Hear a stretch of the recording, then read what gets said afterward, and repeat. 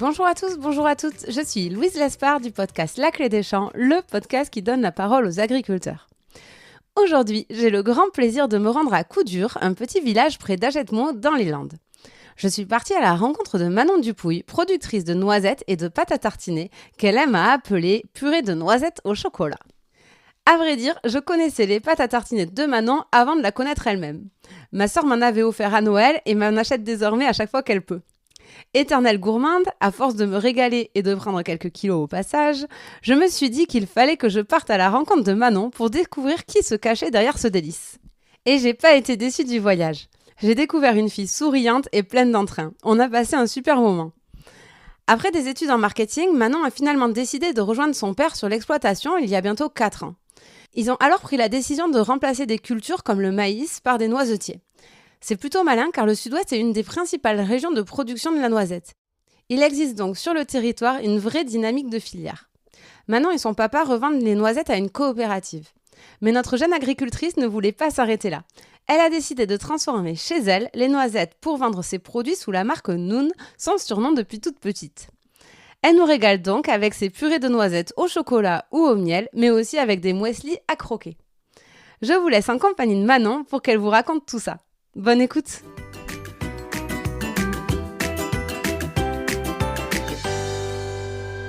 Bonjour Manon. Bonjour Louise. Merci beaucoup de m'accueillir sur ton exploitation. Pour Avec commencer, plaisir. est-ce que tu pourrais te présenter et nous expliquer où c'est qu'on se trouve actuellement? Oui, je m'appelle Manon Dupouille, donc je me suis installée sur l'exploitation avec mon père à Coudur. Et là, je t'accueille dans notre bodega, on l'appelle. C'est une grange qu'on a retapée et où on fait quelques animations, dont des portes ouvertes, début septembre. Et où je reçois parfois les gens pour Noël, lors du retrait des commandes. Oui, c'est très joli. Et alors, ton exploitation, qu'est-ce que tu produis dessus? Depuis que je me suis installée avec mon père, des noisetiers. On a 16 hectares et demi de noisetiers et on a continué les cultures de céréales. Très bien. Et quoi comme céréales? Maïs doux, cette année. Et tu transformes les noisettes? Et je transforme les noisettes dans le labo que j'ai installé à la ferme depuis peu. Quand j'ai commencé, je louais un labo à Mont-de-Marsan. À l'IUT de Mont-de-Marsan. Okay. Ils ont une installation qui est super, qui permet aux agriculteurs, par exemple, qui débutent de ne pas investir chez eux et de pouvoir avoir du matériel hyper performant. Il y a une dame à l'époque qui s'occupait de ça, qui s'appelait Marine, qui était super, qui nous a conseillé, aidé à peaufiner les recettes, à avoir des systèmes de production de plus en plus efficaces pour pouvoir produire rapidement. C'était une super expérience et ça m'a permis de pouvoir faire mon labo à la maison un peu à façon de là-bas. Voilà, les trucs qui étaient positifs, je les ai gardés, je les ai réaménagés ici. Les trucs qui étaient un petit peu à changer, je les ai changés. Et comme ça, maintenant, mon labo, il est parfait pour ma production. Et alors, ça a été quoi le déclic pour toi de t'installer ? Comme on en parlait tout à l'heure, dans mes études, ma licence que j'ai fait, valorisation des produits du terroir déjà, au Givre et des Prés, ça avait été une super expérience. J'avais trouvé ça hyper bien d'être multifonction. Le matin, on était à la traite. Le Givre et des Prés, ils font des glaces. Exactement. À la base de lait de vache. Lait de vache. Donc le matin, on était à la traite et l'instant d'après, on fabriquait des glaces dans le labo. Et pareil, dans l'après-midi, on était en train de faire du foin dans un champ. Donc c'était hyper chouette. J'ai fait de la commercialisation là-bas, je faisais des livraisons, la production. Ça m'a beaucoup plu. Donc je pense que déjà l'idée, elle a émergé là-bas parce que j'aurais bien aimé continuer d'y bosser. Finalement, j'ai continué mes études, master, du coup j'ai fait un master en marketing et moi je pense que l'idée elle a émergé petit à petit aussi parce que mon père il prenait un peu de l'âge, il commençait à parler de sa retraite, de qu'est-ce qu'allait devenir l'exploitation plus tard. Et moi j'étais quand même, j'ai pas trop envie qu'ils vendent. Oui, parce que tu as la maison familiale qui est là aussi, il n'y a pas que les terres et l'exploitation en elle-même. Oui, comme dans la plupart des fermes j'imagine, mais... Oui, il y a la maison familiale où il y avait mes grands-parents, nous qui vivions là. Et puis voilà, les terres tout autour, c'est vrai qu'on est quand même dans un endroit un peu protégé, on n'a pas de voisins très près, on a un lac à côté, des bois, des prés, des chevreuils autour, que j'ai failli des m'encastrer. chevreuils, des chevaux. Voilà, c'est vrai que c'est quand même un endroit, on y a grandi, on a des souvenirs. Je pense que voilà, on n'avait pas envie non plus de le voir partir d'un côté. Et la reprise d'exploitation, ça a été un moyen aussi de conserver ce patrimoine. Et donc, on a réfléchi avec mon père. Moi, de mon côté aussi, je savais que je ne voulais pas continuer les céréales, le maïs, tout ça. Voilà, j'en ai assez vu. C'est pas en plus une production qui m'attire ou qui m'intéresse techniquement, tout ça. Donc, voilà. Grosse réflexion sur qu'est-ce qu'on allait faire pour ma reprise, que je fasse quelque chose qui me plaise. Et puis surtout, il fallait que ce soit aussi quelque chose que je puisse transformer sur la fin. Ouais, c'était important pour toi d'avoir cet aspect de transformation. Oui, j'aimais bien. Voilà. Je voulais garder ce principe de transformer quelque chose que je produis. Donc, on s'est vite dirigé vers les fruits les fruits ou les fruits à coque, mais j'étais intéressée par les arbres, j'étais intéressée par les cultures pérennes quand même. Donc, on s'est posé des questions sur les amandiers. Vite, on est parti sur amandiers ou noisetiers. Et puis, mine de rien, dans le coin, la culture de noisetiers se développait pas mal. On avait la proximité avec la coopérative dans le Lot-et-Garonne, Unicoque, qu'on est allé voir. On est allé voir des producteurs. Oui, parce que la grosse partie de la production française se fait dans le sud-ouest. J'ai vu que c'était 60% de la production et je crois 25 ou 26% dans les Midi-Pyrénées. Donc, tu es vraiment... Oui. Il y en a un peu en Corse aussi, je crois. Mais oui, on est quand même dans une région qui produit du coup pas mal de noisettes en France. Ouais, et tu pouvais bénéficier de cette dynamique finalement. Oui, cette dynamique, voilà, la proximité mine de rien avec d'autres producteurs aussi, c'est rassurant de se dire qu'on n'est pas seul, qu'on peut avoir de l'aide.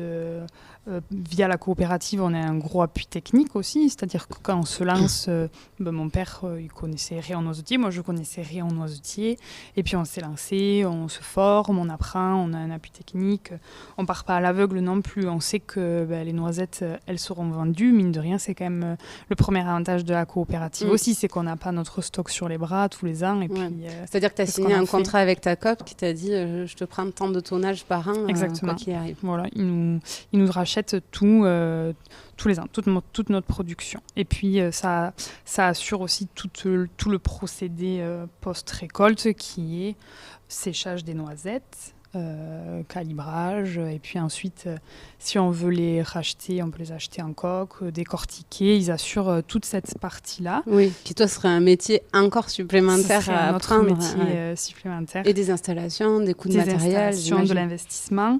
Donc pour moi ça a aussi été source de réflexion de savoir maintenant que je sais que je veux faire des noisetiers, est-ce que je pars avec la coopérative ou est-ce que je pars seule? Et pour le coup, c'est vrai que ça m'a beaucoup rassurée de partir avec la coopérative. Voilà, pour tous ces aspects, le fait qu'on a déjà ça de sous-traité, entre guillemets, parce qu'après, on ne rachète pas forcément nos noisettes, mais moi, pour le coup, j'en récupère. Oui, parce que du coup, pour ta transfo, tu rachètes des noisettes à la coop auquel tu as vendu tes noisettes. Exactement. Mais tu n'as pas à t'occuper de la transfo, tu les récupères, elles sont prêtes à transformer. Ça sort de mon esprit. Ça, je sais que c'est eux, ils ont spécialisé. Ce qui n'a pas de prix quand tu te lances. Ils ont une super installation qu'on est allé visiter. C'est très bien. C'est là-bas. Moi, je les récupère. Elles sont nickel. Elles sont propres. Il n'y a pas de maladie dessus. Enfin, elles sont surveillées, je sais pas, contrôlées. Voilà, elles sont contrôlées. Voilà, je les récupère et je les laisse tranquilles. Je peux les transformer facilement. Et ton père, il a dû être trop content quand tu lui as dit que tu voulais t'installer. Tu te souviens quand tu lui as dit? Oui, je me souviens. Il était très content, oui.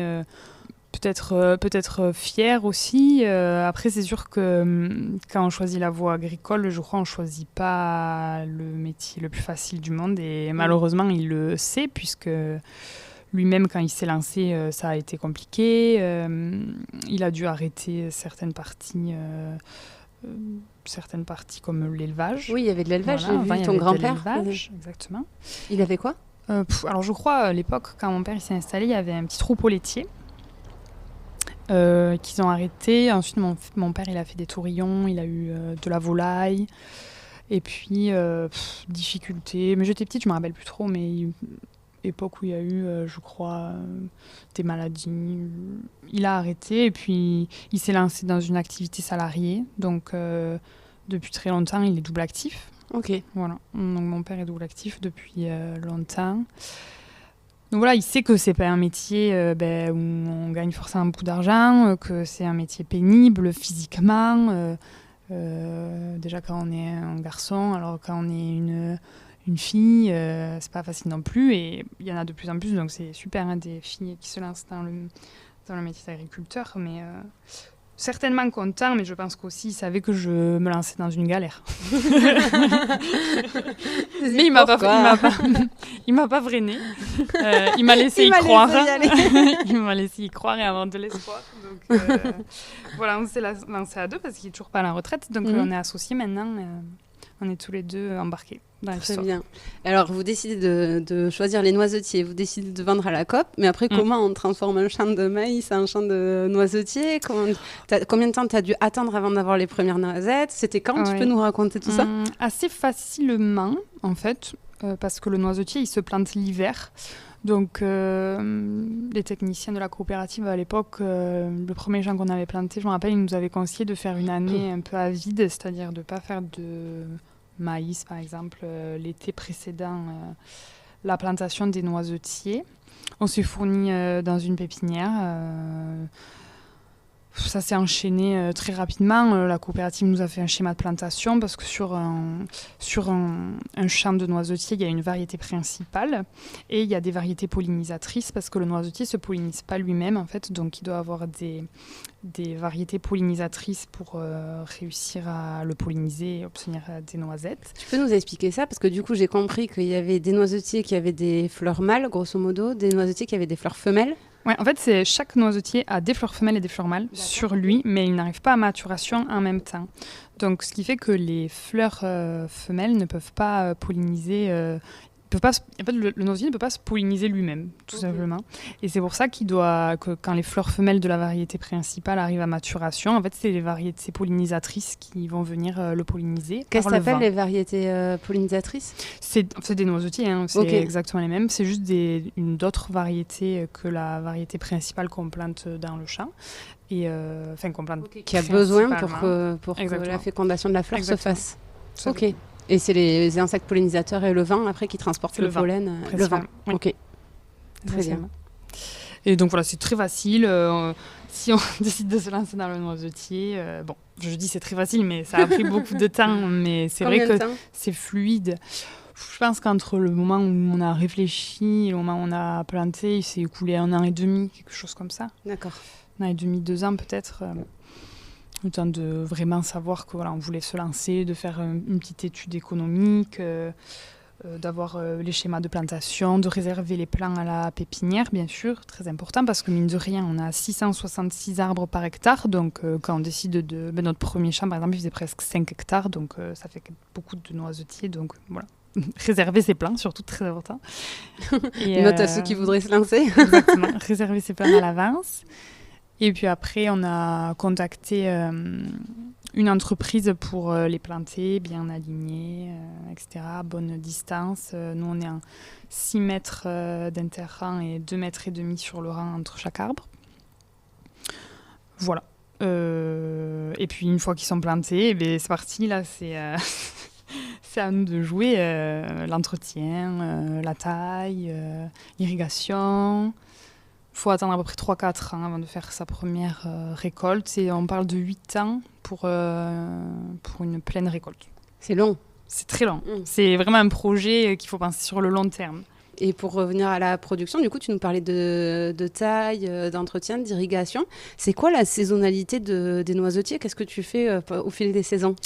Alors, l'hiver, je pense qu'on va partir du moment où on est censé récolter. C'est-à-dire que septembre, on va dire, c'est la récolte. Septembre, c'est la récolte, donc on ramasse les noisettes, on les stocke et puis du coup pour nous, on les envoie à la coopérative qui s'occupe de toute la suite. Ensuite, on peut commencer à tailler les arbres plutôt l'hiver. Nous, on s'en occupe essentiellement quand même l'hiver ici. Alors surtout moi maintenant que je transforme, je suis bien occupée jusqu'à décembre. Donc on va dire que je commence à tailler en janvier. Janvier, quand c'est un peu plus calme, voilà, je commence à tailler. Cette année, j'en ai eu jusqu'à mars-avril, à peu près, de la taille. Donc là, quand on taille, c'est-à-dire qu'on coupe les rejets parce que le noisetier, par nature, c'est un buisson. Donc il pousse, il fait plein de petites branches de rejets en bas, il drageonne. Et en fait, nous, pour la culture, on le mène sur un tronc. On le mène en arbre alors que ce n'est pas sa nature. Donc on doit couper les drageons qui poussent sur le sol. Et on mène l'arbre sur 3 ou 4 charpentières, 3 ou 4 branches principales. Donc voilà, on coupe des petites branches qui auraient pu pousser, qu'on a laissées dans les premières années. On essaie de bien le mener à être un arbre comme il faut, mais entre guillemets comme on l'entend pour la culture. Donc ça, c'est le travail de la taille chaque hiver. Ensuite vient le moment du printemps où là, on commence à avoir du travail de désherbage, d'entretien du verger parce qu'on a de l'herbe entre les rangs. On a quelques traitements qui arrivent aussi à ce moment-là parce qu'on a quelques ravageurs comme la punaise et le balanéen qu'il faut traiter. Traitement contre l'anthracnose, c'est un petit champignon. Ensuite, l'été, irrigation. À partir de mi-juin, par exemple, on peut commencer à irriguer. Et puis, vient la récolte, en septembre. Voilà. Et ça repart. Pour un tour. Et ça repart. C'est quoi les inconvénients de cette production pour toi ? Mais pour l'instant, c'est que du fait que c'est tout nouveau pour nous, j'aurais dit l'organisation, parce que c'est vrai que pour l'instant, on n'arrive pas forcément à voir un verger comme on aimerait l'avoir. Et aussi le fait que je suis quand même assez attirée par le bio, mais pas le bio pour avoir le label bio, mais plus dans le sens d'essayer toujours de faire en sorte de faire au mieux pour l'environnement, etc. Je sais qu'il y a des noisettes bio qui existent. Il y a des gens en France qui produisent de la noisette bio. Il n'y en a pas beaucoup. Et j'aimerais tendre vers moins de traitements chimiques. Mais c'est un arbre fragile, non, de ce que j'ai vu. Alors, il est rustique parce qu'il s'adapte à quand même des climats assez différents. Dans le sud-ouest, si on est amené quand même entre le Lot-et-Garonne ici, par exemple, ici c'est beaucoup plus humide. Il est rustique, mais il a des ravageurs. Ouais. Donc ça, pour le coup, il nous embête tous les ans. Et voilà, il mange, quoi, comme nous. Donc bien sûr, on essaie de protéger les noisettes pour qu'elles soient commercialisables à la fin de leur développement. Mais pour moi, ça serait l'inconvénient pour l'instant, ça serait ces traitements que j'aimerais essayer de réduire, peut-être. Oui, et puis ça se fait peut-être petit à petit, parce qu'au début, déjà, il faut faire la production du mieux possible, démarrer direct en bio ou sans traitement. Peut-être que ça aurait été aller droit dans le mur aussi, parce que ça doit rajouter de la technicité Oui, puis c'est vrai au métier. On voit que les noisiers, quand ils sont petits, c'est compliqué pour eux d'avoir de la concurrence au pied, d'avoir de l'herbe au pied, c'est compliqué. Donc, on traite, on désherbe. Ce qui me plaît paradoxalement, c'est que c'est des traitements qui sont plus localisés que sur des grandes cultures, c'est-à-dire qu'on a acheté du matériel qui fait qu'on ne traite que sur le rang, par exemple. Mais ils sont quand même là. Oui. Ok. Et après, il y a la question de l'eau, parce que j'ai vu que le noisetier se plaisait à avoir de l'eau plutôt de manière régulière et d'une certaine quantité quand même. Oui. Est-ce qu'aujourd'hui, pour toi, cette année, vous avez de la chance, parce que dans le sud-ouest, et que dans le sud-ouest, j'ai l'impression on l'a allumé tard. C'est plutôt... il y a eu plutôt pas mal de pluie et compagnie. Oui. Mais est-ce que ça peut être un frein pour toi, ce recours à l'eau, et une menace pour la production ? Oui, ça me fait peur. Moi, en plus, je viens d'investir beaucoup, parce que jusqu'à présent, pour les céréales, on avait des pivots, des enrouleurs. Papa, il était équipé comme ça. Et là, pour la culture du noisetier, j'ai investi dans de la micro-aspersion. Donc, ça a nécessité de repenser le réseau, de renterrer des lignes, de tendre des tuyaux sur les arbres, de mettre des asperceurs. C'est beaucoup d'investissement, c'est du temps. Et je me dis, peut-être que dans 5 ans, je ne pourrais plus l'utiliser, en fait, ce matériel. Tu as choisi la micro-aspersion parce que c'était aussi plus économe en eau que... Alors, c'était soit ça, soit le goutte à goutte enterré. L'avantage du goutte à goutte enterré, c'est qu'il n'y a pas d'évapotranspiration. Oui, Exactement. Mot qui compte double, ça. Mais la micro-aspersion, c'était aussi moins cher. Ouais. Le goutte à goutte enterré. Et c'était moins cher. Et moi, j'ai préféré mettre les tuyaux dans les arbres parce que je les vois et que je vois les problèmes. S'il y a une fuite, je sais qu'elle est là. Ouais. Si c'est enterré, je sais pas si je vais l'avoir. Ouais. Et là, pour le coup, faire si pour t'attends réparer que sur la facture d'eau, elle arrive et Exactement. tu dis, je crois que j'ai un problème. Même si, voilà, je sais que c'est du matériel qui est très performant. Et franchement, les gens qui l'ont fait en sont très satisfaits. Et puis, quand je vais voir un verger où il y a du goutte à goutte enterré, c'est super, c'est magnifique. Il n'y a pas de tuyaux dans les arbres, on voit rien. On se déplace à son aise dans le verger. Mais voilà, après c'est personnel, je me fais pas confiance sur du travail technique comme ça. Là, le tuyau est devant moi, s'il faut mettre un raccord, je sais le faire, ça je sais faire. Voilà. ça Très bien. Et un autre truc, c'est la récolte. Oui. Comment ça se passe? J'ai vu qu'il fallait une machine qui coûtait assez cher. Ouais. Ça, tu as investi aussi? Ça peut être un des freins Alors oui, on a investi, mais à plusieurs. On a une CUMA, on a fait une CUMA avec tous les producteurs de noisettes du coin. On est 7 ou 8. Une CUMA, en gros, pour expliquer, mais c'est les agriculteurs qui se regroupent et qui achètent du matériel en commun. Et Exactement. du coup, après, chacun l'utilise quand il a besoin. Exactement. Si je schématise. Exactement. Et donc, c'est une machine qui coûte très cher et on a décidé de l'acheter à plusieurs. Donc, c'est super parce qu'après, on se débrouille. Quand quelqu'un a besoin de récolter, voilà, on dit que nous, on a besoin et puis on fait les plannings et on s'arrange. Voilà. Comment ça se passe? Ça secoue l'arbre? Alors non, on ramasse la noisette au sol. Ah ok, Sur le d'accord. noisetier, on attend qu'elle tombe et une fois qu'elle est au sol, moi, je compare souvent cette machine à la machine qui nettoie les trottoirs en ville. Ok. C'est des balais qui brossent le sol et par un système d'aspiration, en gros, ça fait monter la noisette dans la machine. Très bien. Parfait. Bon, je pense qu'on est plutôt calé sur la partie production, là. Et maintenant, j'aimerais bien parler de la partie transfo. Oui. Alors, est-ce que tu peux nous raconter, donc tu as ta marque qui s'appelle Noon. Oui.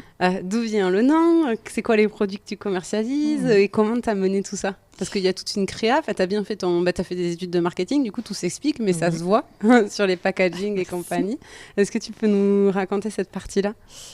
Oui, c'est vrai que ça s'est créé en parallèle du projet de plantation. Il a fallu penser ces deux aspects, la partie culture et la partie transfo, commercialisation. Donc, j'ai fait mes petites recettes chez moi. J'ai commencé par faire les purées de noisettes, que je préfère appeler purée de noisettes que pâte à tartiner, parce que je me rends compte que quand je parlais de pâte à tartiner, on s'attendait à un produit et mes produits en étaient très loin. Ils en étaient aux antipodes. Quand on parle de pâte à tartiner, on pense à Nutella, on pense à quelque chose de très lisse, de très sucré. Et moi, mes purées de noisettes, c'est tout le contraire. C'est granuleux. Il y a énormément de noisettes dans mes recettes. J'ai la purée de noisettes 100% noisettes, donc comme une purée d'oléagineux qu'on peut trouver, purée d'amandes, purée de noix de cajou, quoi qu'est-ce. J'ai la mielounette qui est miel noisette. Pareil, il y a toujours 60% de noisettes et du miel. Donc c'est toujours des recettes très simples parce que moi je dis tout le temps aux gens, je ne suis pas pâtissière. Moi j'aime bien, j'ai fait les produits comme j'aime les manger en fait. Voilà. Et après il y a celle au chocolat, donc 80% de noisettes, des éclats de noisettes, du cacao amer et du sucre complet. C'est celle-là qui me régale à moi.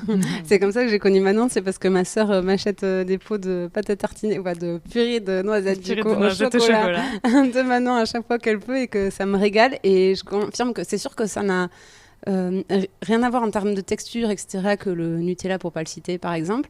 Mais moi, je le trouve, justement, c'est ça que j'aime, c'est qu'il y a beaucoup de noisettes et surtout, il est moins sucré et j'ai moins envie de vider le pot d'un coup, ce qui est quand même un avantage.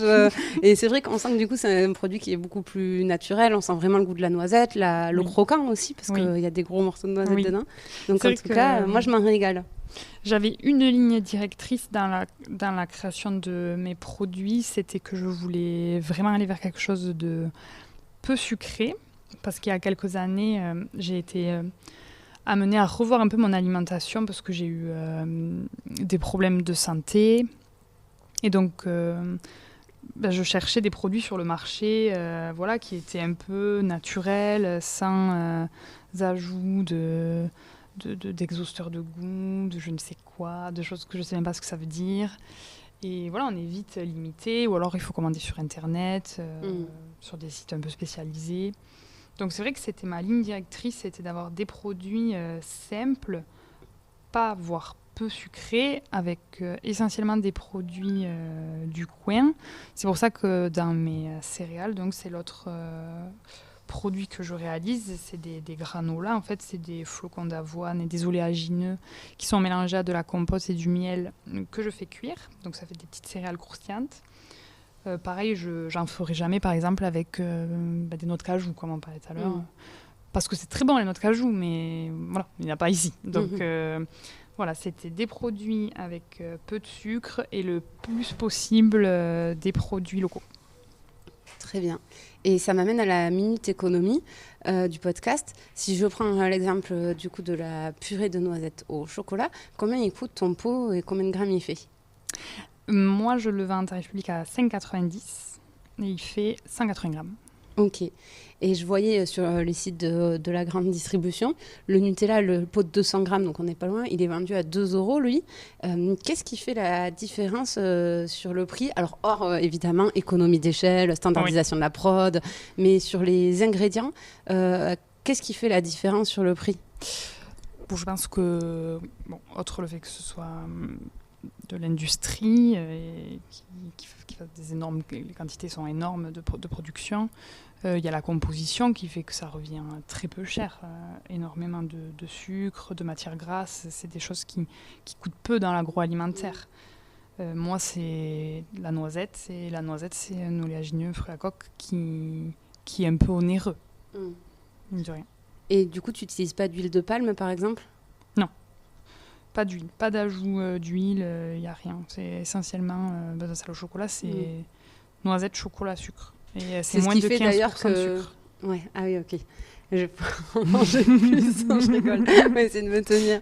Mais par contre, c'est ce qui fait le fait qu'il n'y ait pas d'huile de palme, qu'il y a moins ce côté pâte à tartiner, lisse. Oui. Déjà, il y a le matériel utilisé. Moi, j'ai un peu du matériel de cuisine.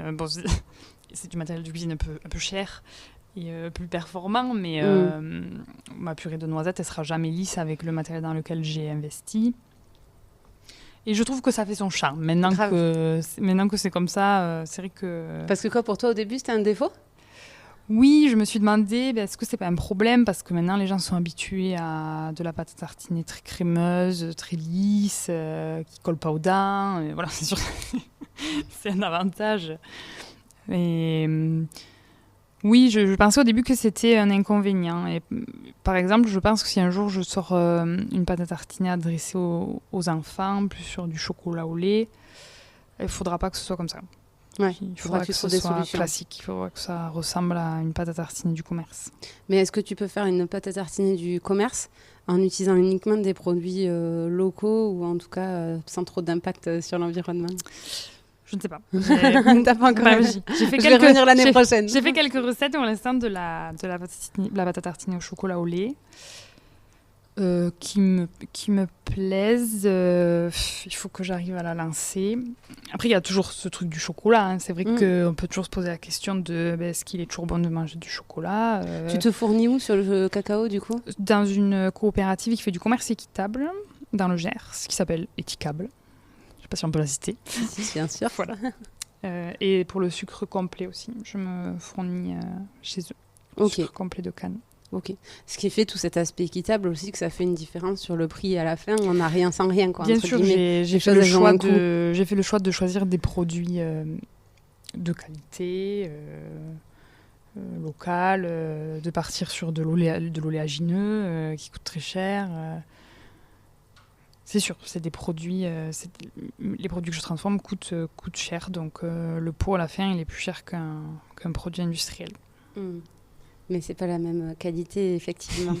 Et toi, tu trouves aujourd'hui un équilibre financier? Tu nous as dit que tu avais un job salarié. Rapidement, tu peux nous raconter comment tu as mené ta barque jusqu'à présent et où tu en es maintenant là-dessus? Donc à la sortie de mes études, j'ai signé dans une entreprise agroalimentaire. J'étais à temps plein. J'ai commencé donc je me suis installée sur la ferme à peu près en même temps. L'année qui a suivi, c'était du boulot. La journée, je travaillais sur mon activité salariée. Le soir, le week-end, on était ici sur la ferme pour bosser aux noisetiers. Mener la commercialisation à côté de ça aussi. Il a fallu que je prenne des jours de congé pour aller dans le labo que je louais, faire mes premières productions. Et puis voilà, j'allais livrer le week-end mes premières épiceries. Quand je me suis lancée, j'ai même fait des commandes. Les particuliers me passaient commande et j'allais les livrer parce que c'était en période Covid. Donc j'allais les livrer chez eux quand c'était à moins de 30 km. C'était juste avant Noël. Tu étais quand même déterminée Oui, j'étais déterminée. Ça a payé parce que j'ai lancé une campagne de crowdfunding sur Mimosa qui a été un succès. Ça m'a permis d'avoir un peu de trésorerie pour commencer. 10 000 euros, j'ai vu, 9 700. Oui, d'acheter tout ce qu'il y a à acheter quand on se lance aussi, les pots, les matières premières. Donc ça a aidé quand même à se lancer. J'ai pu me lancer sans faire de prêt. Donc c'est un avantage. Ouais, j'étais déterminée. J'ai gagné un concours chez Carrefour. Carrefour m'avait sélectionnée parmi... je ne sais plus qu'est-ce qu'il faisait comme concours, mais bon, j'avais gagné un peu de sous. Donc voilà, ça a mis du beurre dans les épinards. J'étais super contente. C'est là que je me suis acheté un four, d'ailleurs, le four qui est dans mon labo avec. Et voilà, donc je suis restée à temps plein sur mon activité salariée pendant quelques années. Plus de 3 ans. Après ça, je suis tombée enceinte. Donc, j'ai eu un congé maternité assez long puisque j'ai eu des jumelles. Donc, le congé maternité est un peu long. Voilà, le congé, j'ai essayé de me prendre quelques mois ici sur la ferme, mais mine de rien, on n'a pas droit à grand-chose. Et puis, les prêts que j'avais contractés continuaient de se débiter tous les mois. Donc, il fallait quand même que je ramène des sous pour payer les charges. Donc, tu pouvais pas t'arrêter. J'ai pas arrêté la transformation. Je l'ai arrêtée assez tard et je l'ai repris quand les petites avaient 3 ou 4 mois. C'est pendant ce congé mat que j'ai fait mon labo à la maison, donc j'ai pu suivre un peu les travaux. Je remercie tous les gens qui y ont travaillé parce que ça a été beaucoup de la famille, bien sûr. Donc, mais du coup, là, tu soulignes quand même une vraie difficulté quand on est femme agricultrice, c'est que tu as quand même dû déjà travailler pendant longtemps pendant ton congé mat, alors que les salariés classiques, c'est récup. Et après, tu as dû arrêter t'as dû accepter de ne pas rentrer d'argent sur ton exploitation avec tout le stress peut-être que ça inclut et tout pendant quelques mois. Oui, alors qui plus est, il y a quelque chose d'assez particulier à la MSA, c'est que quand on est agriculteur mais qu'on est double actif, on est considéré comme agriculteur à titre secondaire. Et donc on cotise à titre secondaire et on n'a pas les mêmes droits qu'un agriculteur à titre principal.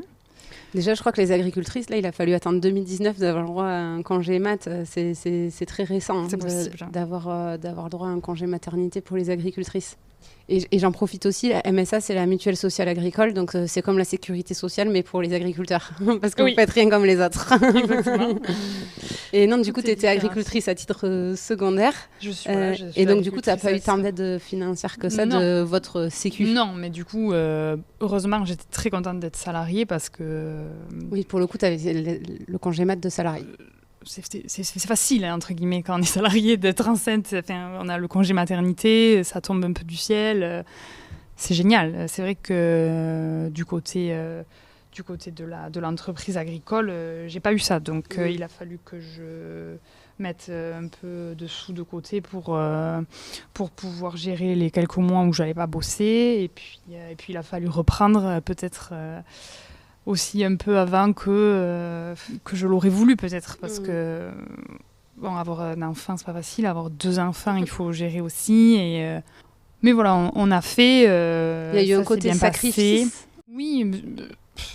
Après, je pense que de toute façon, chaque femme qui reprend son travail après un accouchement, c'est toujours particulier. Mais quand on est un peu obligé parce qu'il n'y a pas d'aide, bon, il a fallu le faire. J'ai pas réfléchi, je l'ai fait et puis maintenant c'est passé. J'en suis très contente, j'ai pas de regrets.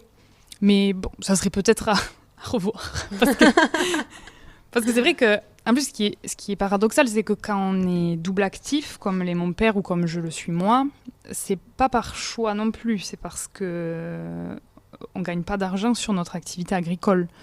Donc, d'être considéré comme pas vraiment un agriculteur parce qu'on a un autre métier, mais c'est parce qu'on n'a pas le choix. C'est un peu dur. C'est particulier. Mais c'est comme ça. Voilà. Il faut faire avec. Et du coup, au retour de ton congé mat, tu as gardé ton job salarié à temps plein ou c'est à ce moment-là que tu es passé à mi-temps Oui, voilà, j'ai repris à mi-temps après mon congé maternité sur mon activité salariée. Donc ça a été une autre étape parce que j'ai retrouvé un peu de temps. J'ai trouvé un peu de temps à consacrer à l'entreprise agricole puisque j'avais la moitié de la semaine en plus. Ça a été un soulagement parce que je ne sais pas comment j'aurais fait pour recommencer à travailler comme je travaillais avant, avec les petites 2 enfants en plus. Donc ça a été un soulagement. C'est particulier parce que mon travail salarié, je l'appréciais. Mais il fallait le faire. Et puis après, de pouvoir accorder plus de temps à son projet de cœur, c'est aussi satisfaisant. Ouais. Donc, très contente. Je suis restée comme ça pendant 1 an. Je suis restée 1 an à temps partiel sur mon activité salariée. Et au 1er juillet de cette année, j'ai décidé d'arrêter mon activité salariée. Et donc, je suis un grand bain. Voilà, je suis sur l'entreprise agricole à 100%. Très bien. Et alors, c'est le stress tu as eu la rupture conventionnelle quand même avec ton job salarié ? Oui, voilà, j'ai eu la chance d'avoir une rupture conventionnelle, donc ça me permet d'avoir le chômage et de pouvoir partir plus sereinement. Je ne l'aurais pas fait, je pense que je ne serais pas partie de mon activité salariée encore si je n'avais pas eu cette opportunité. Donc là, voilà, je suis sereine pour 1 an et demi. Après, on verra. Mais même si un jour il faut repartir travailler à l'extérieur, je le ferai parce que ça ne me déplaît pas. À voir comment j'arrive après à m'organiser sur l'exploitation. Mais je sais qu'il y a des moments dans l'année qui seront quand même peut-être plus calmes et où ça sera possible, si j'ai besoin d'aller travailler à l'extérieur, de le faire. J'espère pas parce que mon but, c'est quand même d'être ici à 100% et de pouvoir vivre de mon projet. Mais je me ferme pas de porte. J'ai pas envie de me mettre la pression. Il n'y a pas de schéma à suivre. Tout est possible. Et puis, je suis sûre que quand on est confronté à des problèmes, on trouve toujours des solutions. Donc, voilà. Je ne sais pas de quoi l'avenir sera fait sur ce côté-là. J'espère pouvoir rester à 100% sur l'exploitation. Mais si un jour il faut avoir 2 boulots, je le ferai. Je l'ai déjà fait. J'ai vu mon père toute sa vie presque le faire. C'est possible. C'est compliqué parfois, mais on verra. Ça serait quoi les freins pour que tu puisses rester à temps plein sur l'exploitation pour toi ? Qu'est-ce qui ferait que ça pourrait ne pas marcher ? L'incertitude de la rentabilité de mon projet, parce qu'on a beau faire tous les calculs de la terre et se projeter. Le fichier Excel. Exactement. Voilà, on ne sait jamais. Déjà, quand on voit que une production, de toute façon, ça peut être tellement aléatoire d'année en année en fonction de la météo, de plein de choses. On ne maîtrise pas. De la demande des consommateurs aussi. De la demande des consommateurs. Alors oui, l'activité de transformation, c'est encore autre chose parce que avec la conjoncture actuelle, vraiment, j'arrive même pas à me projeter. Je j'ai envie d'y croire, j'ai envie de penser que tout le monde peut se permettre de s'acheter des produits de qualité, des produits locaux, mais c'est faux. Ça coûte cher d'acheter local, ça coûte cher d'acheter de l'artisanal, et je le sais, donc que chacun fasse comme il peut, c'est déjà super. Et c'est sûr que sur cette partie-là de l'activité, j'arrive pas à me projeter. Oui, parce qu'en fait, c'est particulier, tu t'es lancé pendant le Covid. Oui. Donc ça a eu un boom de demande directe. Oui. Et ensuite, cette croissance, elle ne s'est pas soutenue dans le temps, parce que là, il y avait le contexte inflationniste et compagnie, comme tous les gens qui font de la vente aux consommateurs et tous les produits agricoles globalement. On connaît les difficultés qu'ont eu les éleveurs laitiers bio, par exemple, etc.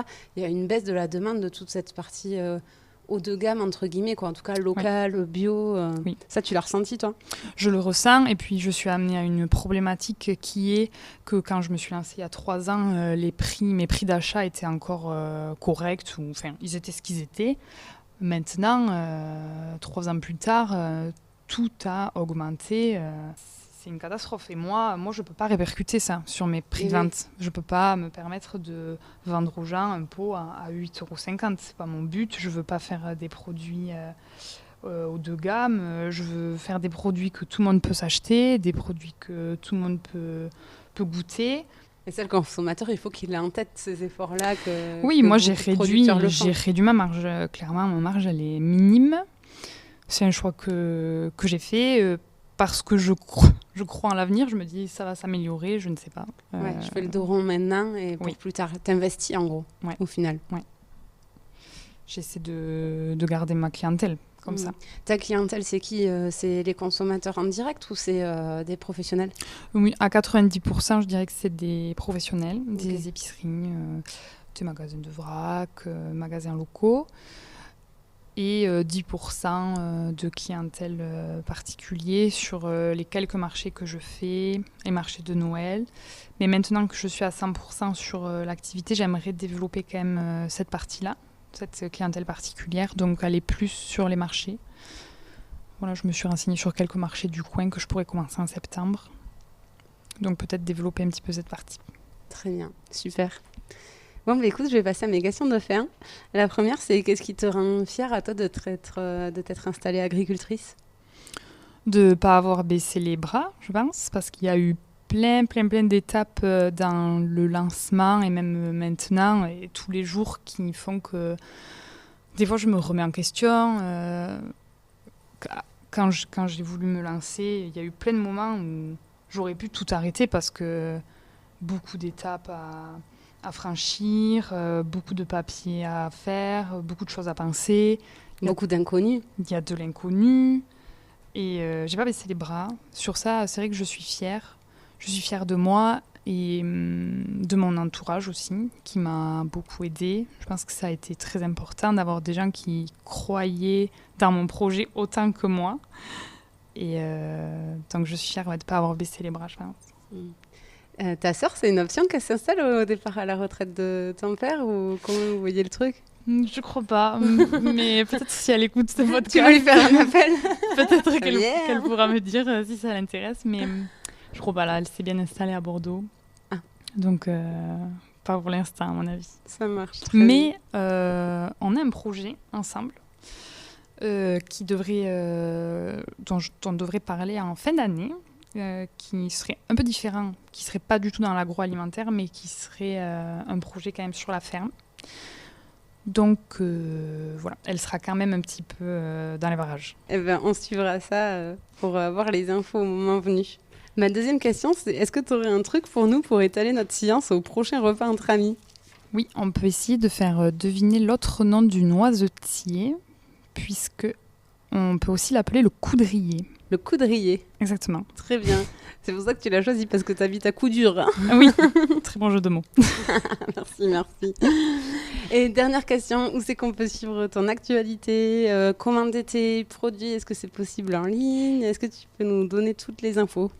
Oui, on peut me suivre sur les réseaux, Instagram, Facebook, et si on habite un peu loin de la région, on peut commander sur ma page Etsy. Pour l'instant, j'ai pas de site internet. J'ai une petite page sur Etsy où on peut commander des produits. J'ai quelques commandes.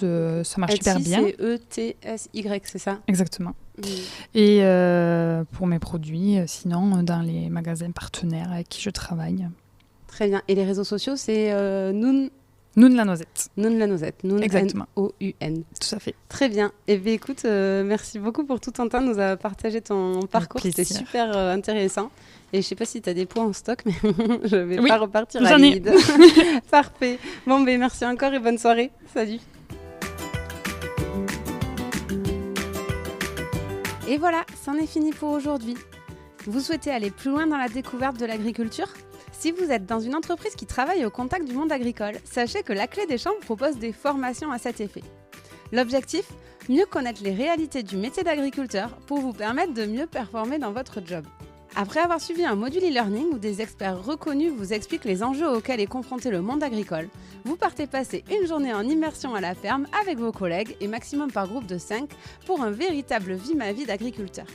L'occasion de passer de la théorie à la pratique et de profiter d'un temps d'échange privilégié avec l'agriculteur qui vous reçoit. Plus d'informations et inscriptions sur www.laclédeschamps-podcast.fr. Et avant de partir, dernière chose, si le podcast vous plaît, n'hésitez pas à lui mettre une note 5 étoiles ou à en parler autour de vous. Ça m'aide énormément à faire connaître le podcast. Merci beaucoup et je vous dis à très très vite.